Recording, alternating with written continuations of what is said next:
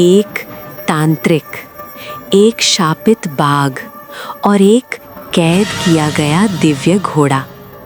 ये कहानी है उस किसान की जिसने अंधेरे से लड़ने की हिम्मत की। सुनिए, आज पूरे गांव में अजीब अजीब बातें हो रही हैं। अब दिन भर खेत में काम करूं या गांव की गप्पे सुनूं?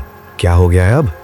लोग कह रहे हैं आषाढ़ की इन रातों में ठीक 12 बजे कोई डरावनी आवाज आती है, कोई मदद के लिए चिल्लाता है। अरे छोड़ो, ये सब हवा का शोर होगा। अफवाहों पर ध्यान मत दो, सो जाओ। उसी पल अचानक एक आवाज गूंजी, कोई मुझे बचाओ, कृपया कोई तो मुझे बचाओ। सुना आपने? यही आवाज है, वही जिसके बारे में पूरे अमरपुर में चर्चा है।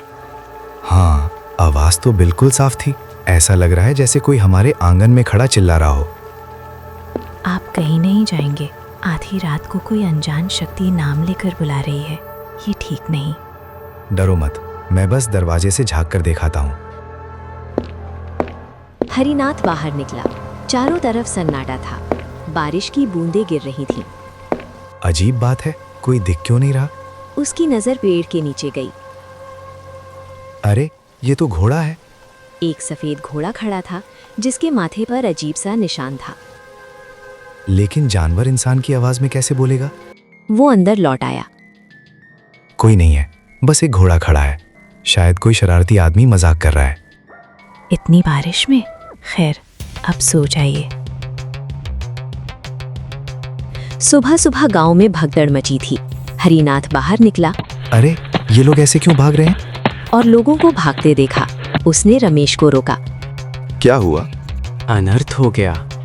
मुखिया के पुराने कुएं में एक घोड़ा गिरकर मर गया है। घोड़ा? हाँ, सफेद घोड़ा। वो दौड़ता हुआ कुएं की ओर गया।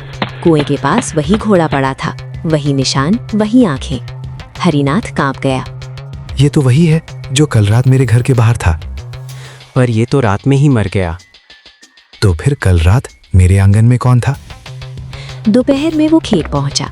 अचानक उसके सामने वही घोड़ा जीवित खड़ा था। हे भगवान, मैं पागल हो रहा हूँ क्या? यहाँ कोई आत्मा मेरा पीछा कर रही है। बरगद के नीचे महात्मा बैठे थे। बेटा, तेरा चेहरा क्यों उतरा हुआ है? हरिनाथ ने उन्हें सब बताया। ये संसार सिर्फ दिखाई देने वाली चीजों का नहीं है। ये घोड़ा कोई साधारण जानवर नहीं, ये तेरे पिछले जन्म से जुड़ा है। पिछले जन्म? हाँ, एक तांत्रिक कौशिक भैरव ने इसे पत्थर की मूर्ति में कैद कर दिया है।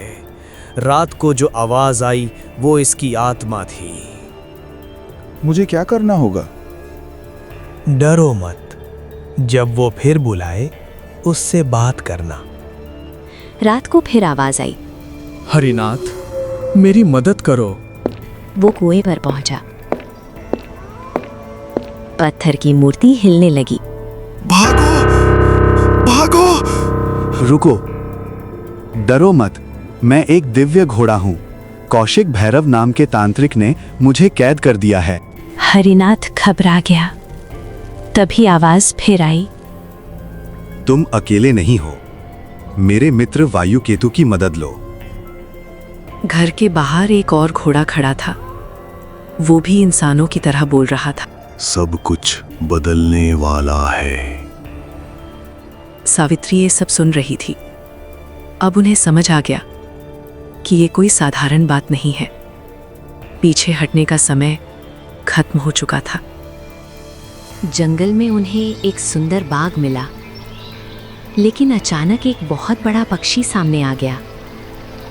उसने कहा, या तो मुझे मारो या मैं तुम्हें खा जाऊंगा। वायु केतु ने बहादुरी से उसका सामना किया और उसे हरा दिया।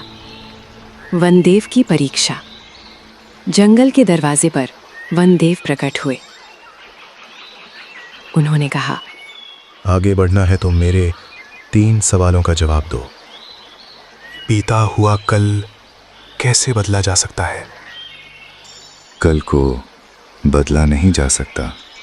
मनुष्य की सबसे बड़ी कमजोरी क्या है? अपनी गलती ना मानना। सबसे कठिन युद्ध कौन सा होता है? अपनों से किया गया अहंकार का युद्ध।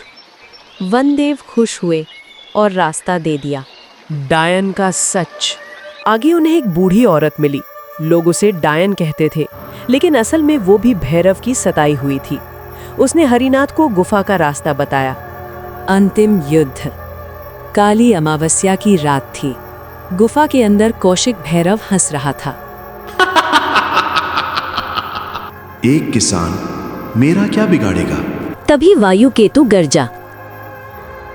ओम वज्रकायाय नमः।